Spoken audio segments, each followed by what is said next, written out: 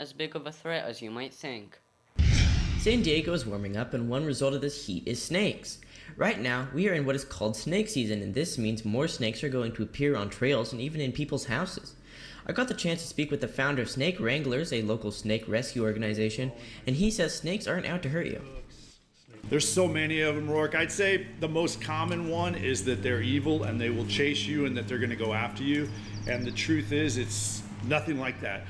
They're very shy animals. They want to be left alone. They want nothing to do with humans. It's when we bother them is when bad things happen. But if you leave them alone, and the biggest misconception is that the babies are more dangerous because they can't control their venom, and that is just a myth. From birth, baby snakes of all species have full control over their venom and how to use it. So we get calls for snakes. So when we get called, typically it's going to be in or around someone's home, in their yard.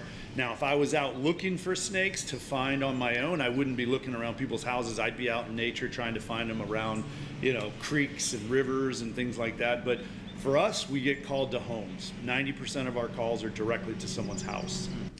Now, you may be wondering what are the different types of snakes and how to identify them. Yeah, locally, we have about 50 species of snakes that you could find in the state of California. But the only one that is actually a threat medically to humans is our rattlesnakes. All other 49 species are completely harmless. How can you identify a rattlesnake? So it's a great question, Rourke. So the easiest way is one of two. One is rattlesnakes' heads are going to be significantly bigger than any other snakes around here, and that's because they have the venom glands. So rattlesnakes, even as babies, heads are going to be, I always say, if their head's the size of my thumb, their neck is going to be that much skinnier. So it's a big triangular shaped head, and that's because they have those big venom glands. And the other way is a rattle. But babies are born with not much of a rattle, so it's not very visible. They're born with what we call a birth button, kind of looks like a pinky fingernail. And then as they grow and shed their skin, their rattle gets longer and longer. So if you see a head or a tail, that's the best way to identify a rattlesnake. The easy answer is none of them if you don't get bitten. But again, the only snakes in the state of California that are a medical threat are rattlesnakes. Could there be another venomous snake out there that possibly someone has a pet and it escaped? Sure. I have never encountered a venomous non-native snake here, so I just tell people if it doesn't have a rattle and a big head, it's probably a harmless snake. The Snake Wranglers are a non-profit organization. If you'd like to support them, visit their website, snakewranglers.com. So we don't charge. We're a volunteer group. We decided to do that from the very beginning because if we charge somebody, they may choose to kill it because they don't want to pay. So we figured we'd take that off the table by saying it's free.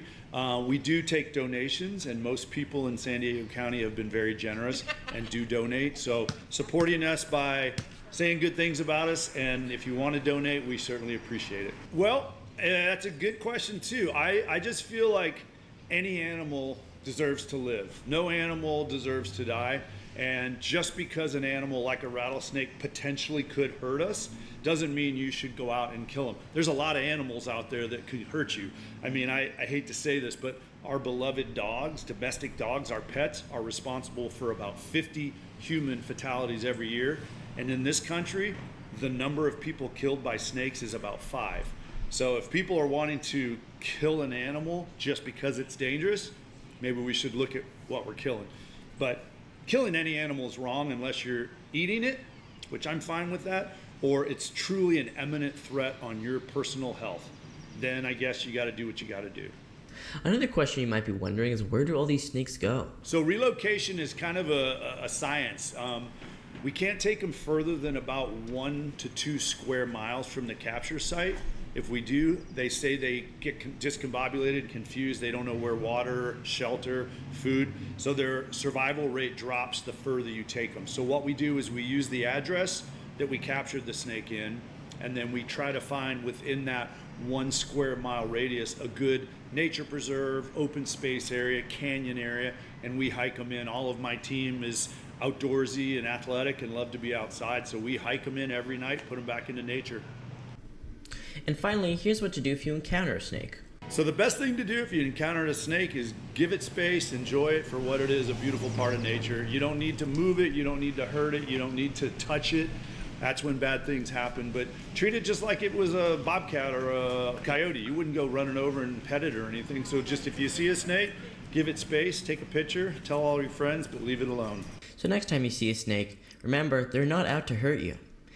In Carlsbad, Rourke Lignot, News Channel 6.